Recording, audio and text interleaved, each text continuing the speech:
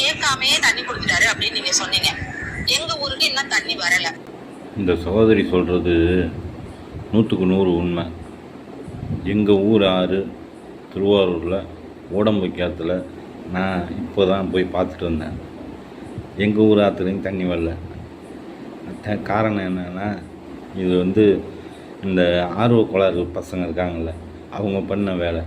கபனி ஆற்றுல இந்த ஓவர் ஃபுல்லாக அனுச்சில அந்த தண்ணி ஓடியாந்ததில் திறந்து விட்டாங்கள்ல, அதை எடுத்து போட்டு ஆற்றுல தண்ணி ஓடியார மாதிரியும், அதை நம்ம ஊர் லேடிஸுங்க கும்பிட்ற மாதிரியும் எடுத்து வீடியோ தயார் பண்ணி போட்டு தண்ணி வந்துடுச்சுங்கிற ஒரு மாயை உருவாக்கிட்டேன். கடைசியில் என்னாச்சுன்னா, இதுவரையிலும் குடி தண்ணீருக்காக வேண்டி தான் ஒரு 1500 கனஅடி தண்ணி மேட்டூர் டேம்லேருந்து திறந்து விட்ருக்காங்க.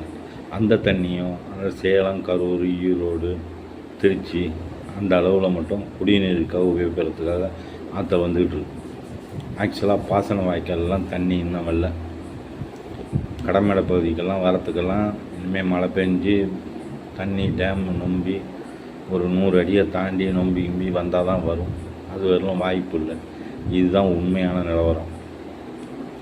நன்றி.